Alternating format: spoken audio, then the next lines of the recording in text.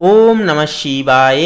নমস্কার প্রিয় দর্শক বন্ধুগণ, সিংহ রাশি তথা সিংহ লগ্নের জাতক এবং জাতিকাদের ক্ষেত্রে এই চলরত 2026 সালের পুরো মার্চ মাসের 2রা মার্চ থেকে শুরু করে 8ই মার্চ এই যে সময়কালটি একান্তই আপনাদের জন্য অত্যন্ত তেজস্বী এবং প্রভাবশালী, একান্তই পরিবর্তনের কিন্তু একটা ইঙ্গিত দিচ্ছে। এতদিন ধরে যেই সমস্ত সমস্যার সম্মুখীন হচ্ছিলেন, যেই সমস্ত কাজে ডিস্ট্র্যাক্ট হয়ে পড়েছিলেন, যেন হারিয়ে ফেলেছিলেন আপনাদের দিশা, সেই সমস্ত কাজে কিন্তু গতি ফিরে পাবেন।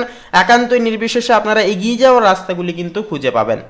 কারণ এই সময় আপনার রাশির অধিপতি সূর্য বর্তমানে আপনার সপ্তম ঘরে কিন্তু অবস্থান করছেন, যেখানে তার সাথে রয়েছেন মঙ্গল, বুধ এবং রাহু। আমরা প্রত্যেকেই জানি সপ্তম ঘর হলো জীবনসঙ্গীর ঘর, সামাজিক পরিচিতি এবং অংশীদারিত্বের স্থান। পাশাপাশি 2রা মার্চ থেকে কিন্তু প্রবেশ করছে প্রেমের কারক গ্রহ শুক্র, একান্তই কিন্তু আপনাদের অষ্টম ঘরে। এবং আপনাদের অষ্টম ঘরে কিন্তু ইতিমধ্যেই আগে থেকে মীন রাশিতে কিন্তু শনির অবস্থান কিন্তু ছিল। তো সেক্ষেত্রে শনির পাশাপাশি 2রা মার্চ থেকে শুক্র অবস্থান করায় একান্তই একটা দুটো প্ল্যানেটের মধ্যে কিন্তু একটা সামঞ্জস্যতা তৈরি হবে, যা আপনাদের অষ্টম ঘর হচ্ছে রহস্যর ঘর, সেখানে শনিদেবের মিলিত হওয়ায় একান্তই কিন্তু একটা সমস্যা এবং কিছু কিছু ক্ষেত্রে একটা পরিবর্তনও কিন্তু, আকস্মিক পরিবর্তনও কিন্তু জীবনে ঘটাতে পারে বা ঘটানোর চান্সও কিন্তু দেখা যাবে। এছাড়াও আপনাদের নিজেদের রাশিতে কেতু অর্থাৎ লগ্নে কেতু এবং একাদশ ঘরে বৃহস্পতির অবস্থান একান্তই কিন্তু পরিবর্তনের একটা কিন্তু ইঙ্গিত দিচ্ছে সিংহ লগ্নের ক্ষেত্রে। তো বলি বন্ধুরা, প্র্যাকটিক্যালি বলা যেতে পারে এই সময়টা সিংহ লগ্নের ক্ষেত্রে অত্যন্তই গুরুত্বপূর্ণ সময় হবে। আপনাদেরকে বলি, আজকের এই পর্বটি শুরু থেকে শেষ পর্যন্ত অবশ্যই দেখুন। আশা করছি আপনাদের গুরুত্বপূর্ণ এবং মূল্যবান সময় ব্যাহত যাবে না। আপনারা যথাযথভাবে প্রত্যেকটা ক্ষেত্রে আপনারা কিন্তু উপকৃত ফলাফল আজকের এই পর্বের মাধ্যমে পেয়ে যেতে পারবেন। এছাড়াও বন্ধুরা বলি, আজকের এই পর্বটি দেখে ভালো লাগলে অবশ্যই একটি লাইক করে কমেন্ট বক্সে অবশ্যই ভক্তি ভরে লিখে যাবেন ওম নমঃ শিবায়, হর হর মহাদেব, জয় দেবাদিদেব মহাদেবের জয় অবশ্যই লিখে যাবেন। এছাড়াও নিজেদের ব্যক্তিগত কোনো কিছু বিষয় নিয়ে জানার থাকলে বা মতামত থাকলে অবশ্যই কমেন্ট করে নিচে লিখে জানাতে পারেন। এছাড়াও বন্ধুরা অবশ্যই বলবো আমাদের এই চ্যানেলটিকে সাবস্ক্রাইব করে পাশে থাকতে ভুলবেন না। তো চলুন আজকের এই পর্বটি শুরু করা যাক। প্রথমে বলি, পারিবারিক ক্ষেত্রে এই সপ্তাহটি মিশ্র ফলদায়ী হবে। আপনার রাশিতে কেতুর অবস্থানের কারণে আপনি কিছুটা গম্ভীর বা উদাসীন প্রকৃতির থাকতে পারেন, যা পরিবারের সদস্যদের সাথে মানসিক একটা দূরত্ববোধ কিন্তু তৈরি করতে পারে। তবে সপ্তম ঘরে সূর্য মঙ্গলের প্রভাবে সামাজিক প্রতিপত্তি অনেকখানি বাড়বে এবং গুরুত্বপূর্ণ ব্যক্তিদের সাথে আপনার যোগাযোগ কিন্তু স্থাপিত হবে। বড় ভাই বা বাবার সাথে কোনো বিষয়ে একটা কিন্তু মতভেদও কিন্তু হতে পারে।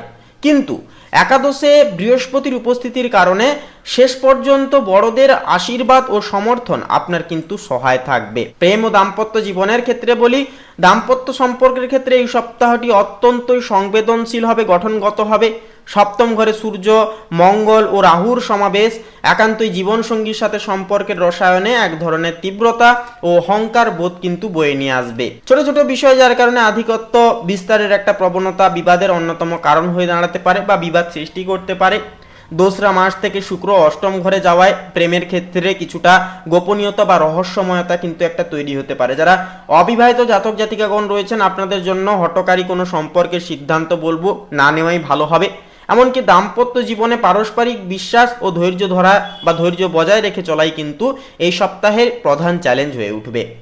কর্মজীবন এবং পেশাগত জীবনের ক্ষেত্রে বলি, দেখুন কর্মজীবনে আপনি এই সপ্তাহে অপ্রতিরোধ্য থাকবেন।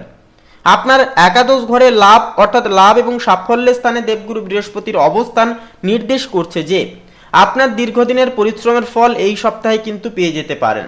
যারা যৌথ ব্যবসা, প্রশাসন, মার্কেটিং বা জনসংযোগের সাথে যেনারা যুক্ত, আপনারা বড় কোনো চুক্তি সম্পন্ন করতে সক্ষম হবেন। সপ্তমস্ত সূর্যের প্রভাবে কর্মস্থলে শত্রুরা আপনার সামনে মাথা নত করবে। তবে মঙ্গলের প্রভাবে সহকর্মীদের সাথে বলবো তর্কে জড়ানো আপনার ভাবমূর্তির কিন্তু ক্ষতি করে তুলতে পারে। আর্থিক অবস্থা এবং সঞ্চয়ের ক্ষেত্রে বলি, আর্থিক দিক থেকে এই সপ্তাহটি সিংহ রাশির জন্য অত্যন্তই লাভজনক হবে, অত্যন্তই শুভজনক হবে। লাভ স্থানে বৃহস্পতির পুণ্যদৃষ্টি আয়ের নতুন পথকে কিন্তু খুলে দেবে। আপনার পুরনো কোনো বিনিয়োগ থেকে মুনাফা আসারও কিন্তু একটা প্রবল যোগ রয়েছে।